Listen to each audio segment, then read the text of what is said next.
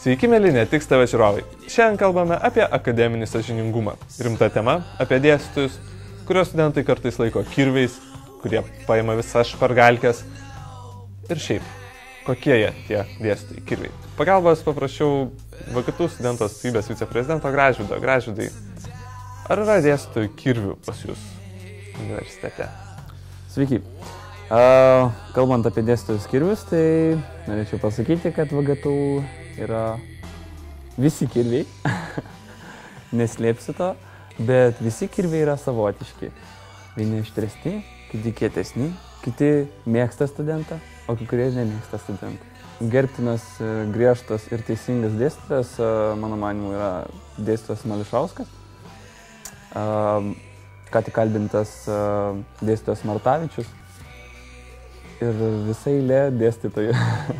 Eikime ir pakalbinkime tos dėstytojus ir pažiūrėkime, ką jie pasakys ir ar galbūt parodys mums visiems, žiūrovam, viską, ką jie turi. Aš manau, kad jie turės ką parodyti. Turime žinių, kad jūs studentai laiko labai griežtu. Kuo tas jūsų griežtumas, kaip matote, pasižymi ir kodėl jie jūs tokiu laiko? Iki manęs kiek atplaukė. Vat tos šnekos, tai gal ir ypatingai griežtų manęs nelaiko. Tiesiog gal esu vienas iš tų, kurie nori, kad studentas iš tavo dėstomos disciplinos žinotų bent minimumą. Tai yra kokie tai minimalūs pagrindai, žemiau kurių jau baigėsi bet koks mokslas ir prasideda ta vadinama chaltūra. Aš sakyčiau taip, kirviai tie, kurie gal tuo ir didžiuojasi, kad sukerta ir stengiasi sukirsti. Aš nesistengiu per egzaminą studento sukirsti. Aš jam ruošiu egzamino klausimus ne tam, kad jį sukirst, o tam, kad jisai į egzamine įsitikintų, įgytų pats pasitikėjimą, kad jis tuose klausimuose orientuojasi ir žino.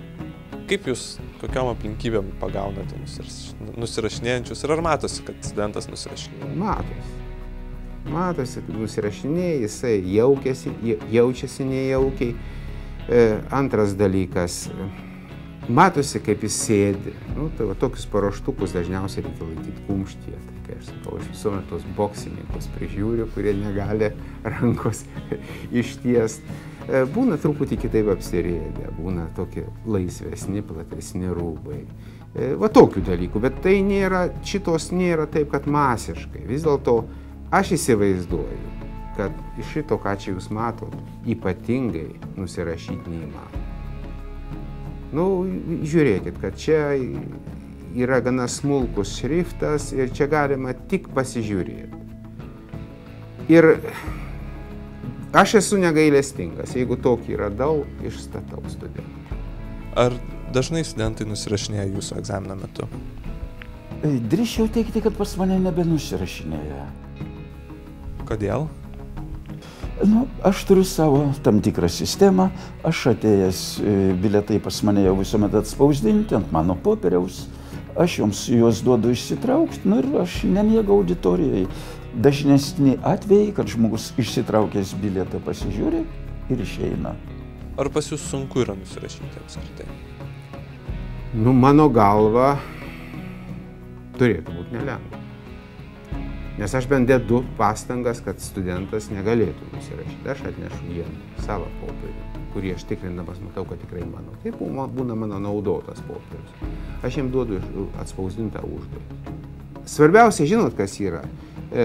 Man keista, kai jaunimo tarpe ta negatyvasis pradas ima viršų. Tai yra nusirašyti, tai yra šaunumas. Mokytis, tai yra durnumas. O šitas keista, kad vertybės apsivertė ne taip, kaip reikia. Tas, kuris gavo gerą pažymį, turėtų būti gerbiamas. O tas, kuris nusirašė, turėtų būti smerkiamas. Pas mus kol kas atvirkščiai. Tai tokie tie dėstytojai kirviai. Iki susitikimo. Ate.